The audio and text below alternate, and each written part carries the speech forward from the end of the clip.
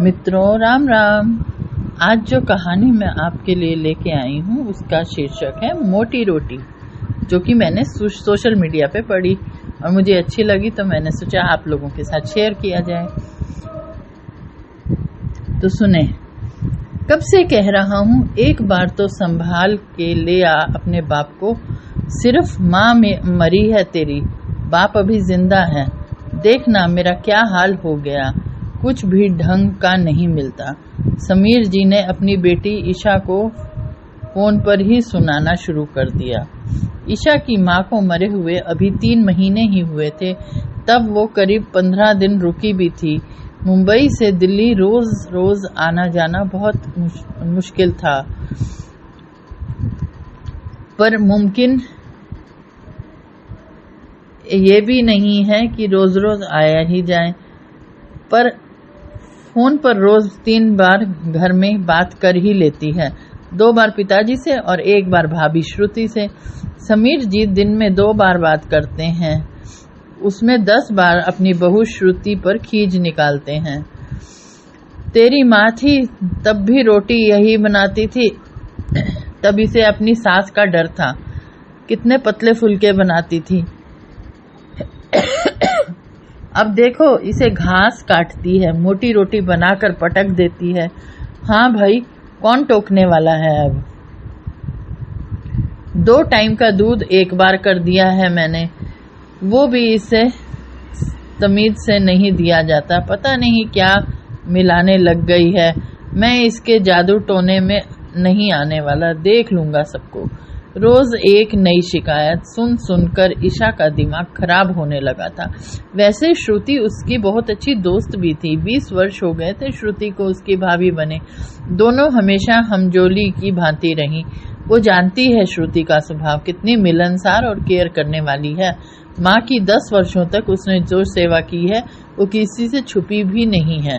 तब तो समीर जी भी उसके गुण गाते न थकते थे, पर अब रोज रोज श्रुति के बारे में सुन सुनकर वो भी उकता गई है। कहीं भाभी सच में बदल तो नहीं गई। देख ले, तेरी भाभी को कितनी बार कहा है मेरे पैरों में दर्द है, फिर भी रोज मुझे दूध लेने भेज देती है। अच्छा भला देने आता था दरवाजे तक, लेकिन महारानी ने उसे मना कर दिया। हाँ भाई, उसे 24 घंटे का नौकर जो मिल गया है। बता रहा हूँ मैं, मेरी हालत बहुत बुरी हो चुकी है इस घर में। तू भी आकर मत संभाल। और हमारे लाट साहब तो कोई परवाह ही नहीं करते। उसका बाप सड़े या मरे, रात में 8 बजे आते हैं, 2 टुकड़े खाए और पसर जाते हैं। बाप के लिए उसके पास 2 घड़ी का भी वक्त नहीं है। अरे तो पापा, भाई तो पहले भी कहाँ बात कर पाता था, उसे नौकरी से वक्त ही कहाँ मिलता था। ईशा ने भाई के संदर्भ आते ही भाई का पक्ष लिया। मैं कुछ नहीं जानता, तू आजा, बस एक बार आजा। आज फिर देख उसने कितनी मोटी रोटी बनाई है। आज तेरी माँ जिंदा होती तो इसकी क्या मजाल थी कि ये ऐसी मनमानी करती, समीर जी ने कहा। अब धीरे धीरे ईशा को भी लगने लगा कहीं श्रुति बदल तो नहीं गई, कहीं उसकी भाभी प्रश्न चिन्ह उसके दिमाग में तैर गया। लापरवाह तो नहीं हो गई।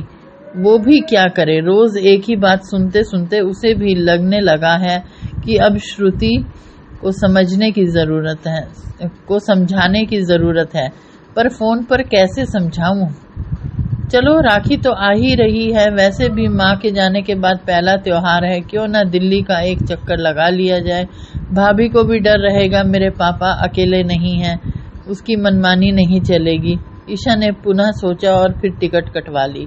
चलो, तुम्हें बाप की सुध तो आई, अब देखना अपनी आंखों से कैसा व्यवहार मेरे साथ हो रहा है। समीर जी बोल ही रहे थे कि कमरे में श्रुति आ गई और उनकी जुबान चुप। अच्छा हुआ दीदी आप आ गई, अब 10-15 दिन से पहले नहीं जाने दूंगी मैं आपको। जानती हैं मैं कितनी अकेली हो गई थी इन दिनों में। श्रुति को ऐसे मिलना ईशा को भला सा लगा। मुझे तो उसमें कोई बदलाव नहीं लग रहा, ईशा ने सोचा, पर हो सकता है ये सब ऊपरा ऊपरी बातें हों। अगर इसने मेरे पापा के साथ कुछ गलत किया तो मैं इसे नहीं बख्शूंगी। ईशा मन में ठान चुकी थी। माँ के बिना घर भूतों का डेरा लग रहा था, एकदम खाली। जैसे सिर्फ वही रहती थी यहाँ। ईशा माँ के बाद पहली बार आई थी ना, माँ के बिना घर कैसा होता है उसे कहाँ पता था। पर श्रुति उसका एक्स्ट्रा ध्यान रख रही थी। श्रुति ने आते ही पहले चाय और मठरी रख दी और भी उसके नहाने की व्यवस्था कर दी। अरे भाभी, आप परेशान ना हो, मैं मेहमान थोड़ी ही हूँ। श्रुति को आगे बढ़ बढ़कर काम करते देख ईशा ने एक बार में ही सब बोल दिया। इतना सुनते ही श्रुति की आंखें झरझर बहने लगी, पर वो ईशा से छुपाती हुई रसोई की तरफ निकल ली। ईशा को भी श्रुति की घुटन समझ आ रही थी। फटाफट कपड़े बदलकर ईशा भी रसोई में आ गई। उसे भी तो तहकीकात करनी थी। ईशा ने श्रुति को देखा, वो तो वही पहले जैसे ही फुलके बना रही है, एकदम पतले। शायद उसे देखकर बना रही हो। ईशा ने सोचा, बहू मेरा भी खाना परोस दे। जी पापा, अभी परोस देती हूँ, बस फुलका सिक जाए। अरे भाभी, इतने सारे सिके हुए हैं, एक परोस दो इनमें से। नहीं दीदी, पहले पापा 2 फुलके आराम से खा लेते थे और अब इन्होंने अपनी खुराक कम कर दी है। जिद करके डालूं तब गुस्सा करते हैं, फिर माहौल बिगड़ता है। आप रुकिए, थोड़ा मोटा सा सेक देती हूँ, खुराक तो पहुँचे पेट में। देखिए कितने कमज़ोर हो गए हैं। श्रुति का चेहरा ताकती रह गई ईशा। समीर जी ने आज भी रोटी पटकते हुए खा ली। ला बहू दे, एक तेरी बाल्टी दूध ले आऊं। शाम होते होते समीर जी गुस्से में बोले। श्रुति ने बाल्टी दी और समीर जी के जाते ही शर्मा जी को फोन कर दिया। चाचा जी, पापा जी निकल गए हैं। अरे भाभी, किसे फोन कर रही हो? शर्मा अंकल को। पापा जी ने मम्मी जी के बाद कहीं निकलना बंद कर दिया था। दूध वाले को आना इसी चक्कर में बंद कर दिया। सोचा पापा जी ले आएंगे तो उनकी थोड़ी सैर हो जाएगी। उनके कॉलोनी वाले सभी दोस्तों को मैंने बोल दिया है, वो सब भी उनके साथ हो लेते हैं। क्या करूं दीदी, पापा जी सबसे दूर होते जा रहे थे। अभी आधा घंटा पहले सब दोस्त साथ में रहेंगे। ये सब ईशा ने सोच से परे था। वो सिर्फ श्रुति को निहार रही थी। ये क्या कर रही हो भाभी? अरे वो पापा जी आजकल बड़ी मुश्किल से एक ही बार दूध लेते हैं। पहले तो बादाम मुनक्का सब लेते थे, पर अब इन्होंने सब बंद कर दिया है। फिर इन्हें कब्ज हो जाती है, इसलिए बादाम मुनक्का का पेस्ट बनाकर दूध में मिलाकर दे आती हूँ। कुछ तो पहुँचे इनके पेट में। ईशा निरुत्तर सी होकर उसका चेहरा ताक रही थी। अब क्या बचा था?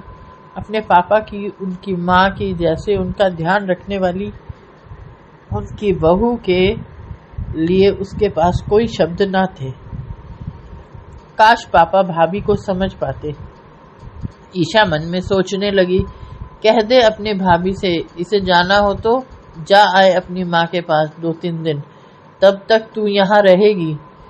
कोई ये ही ठकुराइन नहीं है इस घर की, इसके बिना काम नहीं चलेगा। जैसे सुन के श्रुति के नेत्र अविरल बहने लगे। उसने भी सोचा पापा जी शायद चिढ़ने लगे हैं। जा ही आती हूँ माँ पापा के पास। वैसे भी पूरा 1 साल हो गया है, पहले मम्मी जी की तबीयत की वजह से भी नहीं जा पाती थी। भाभी पापा ठीक कह रहे हैं, आप अपनी पैकिंग कर लें। मैंने भाई को बोल दिया है, वो टिकट बनवा देगा और आप दोनों की। ईशा ने कहा, पापा आपको भाभी के सामने ऐसे नहीं बोलना चाहिए था, आप जानते हैं उन्हें कितनी ठेस पहुंची होगी।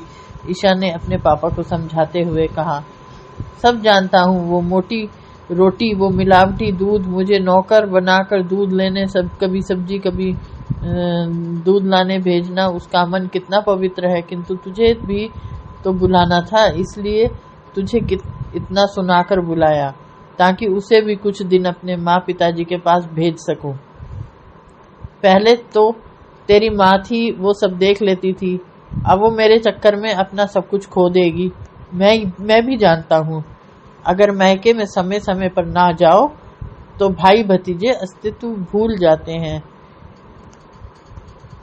कि उनकी कोई बहन बुआ भी है। सबको उसके बिना रहने की आदत हो जाएगी। इसलिए बेटियों को पीहर जाते रहना चाहिए। उसे समझाता तो वो जाती नहीं, अब चली जाएगी। दिल दुखाने की बात छोड़, वहां से आएगी तो उसका मन खिला हुआ होगा, बस वही महत्वपूर्ण है।